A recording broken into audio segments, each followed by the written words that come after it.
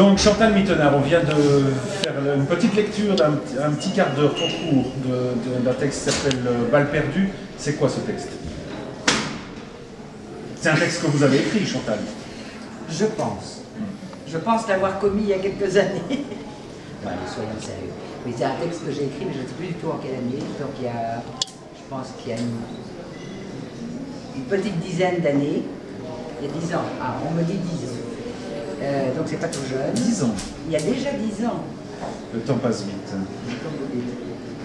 Donc il était temps, à un moment, il était temps d'écrire cette histoire que je portais en moi depuis très très longtemps, et j'ai hésité entre en faire un roman, une pièce de théâtre, une nouvelle, et j'ai fini par décider d'en faire un texte pour le théâtre, et je pense que c'était la bonne décision.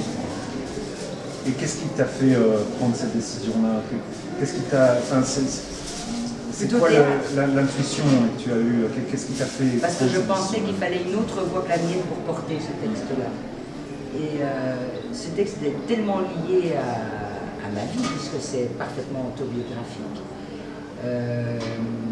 que je pensais qu'il fallait qu'il soit de la même manière que j'ai attendu très très longtemps pour l'écrire. J'ai attendu d'avoir la distance suffisante pour pouvoir l'écrire. J'ai aussi désiré que ce soit tout à fait d'autres personnes qui le portent plutôt que moi. Parce que ça, dis quand même en deux ou trois mots ce que c'est, ce que ça raconte. Donc en fait... De quoi ça parle, oui. Ce que ça raconte. Donc j'avais un frère qui avait à peu près 13 ans, j'en avais 15 à l'époque, et on se trouvait dans la cour de récréation d'une école, comme n'importe quel enfant scolarisé.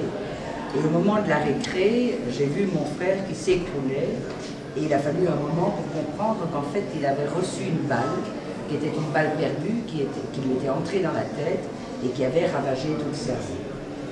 Et puis, il y a eu une bagarre d'experts, une bagarre entre gens, avant de comprendre qu'il s'agissait en fait d'un terrain, un champ de tir qui se situait au bas de l'école, ce que tout le monde ignorait, et que des gens s'étaient amusés avec des armes de guerre à tirer, et une balle, un avait fait une erreur, et une balle avait réussi à passer toute une colline, à éviter tous les arbres, et à aller frapper un enfant en pleine tête. Et en fait, ça se passe donc en Italie, en 1967, et on se retrouve, nous, familles étrangères,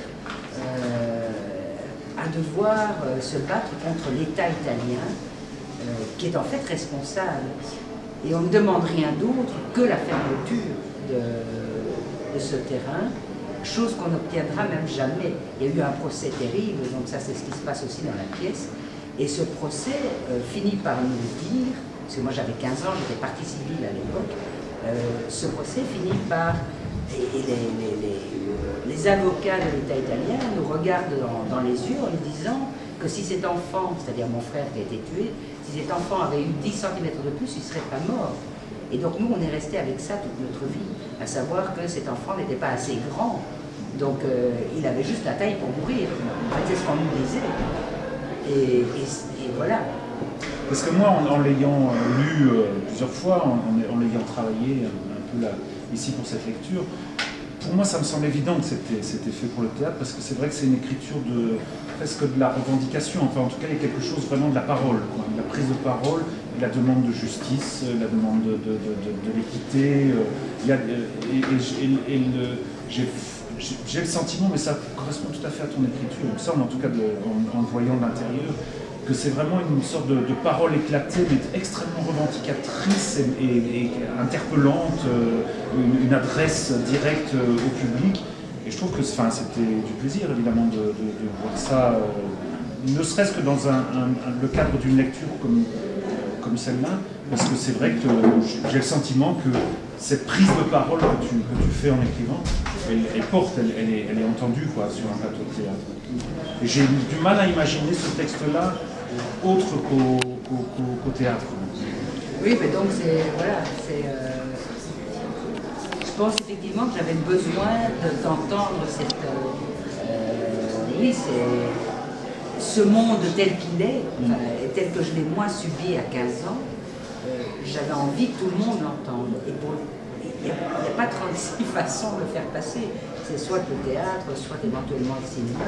Le roman, le lecteur est face à lui-même, donc c'était à mon sens trop peu.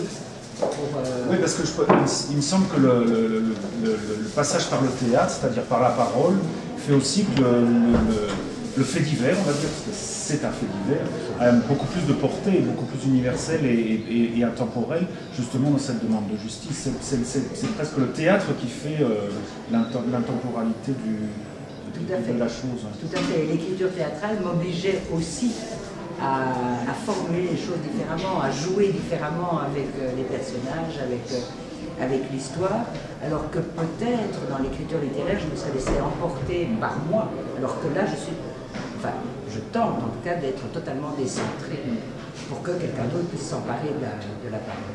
Il y a quelque chose de l'oratorio dans ce texte. Hein. Merci. Merci. C'était formidable. Merci à tout le monde d'être là.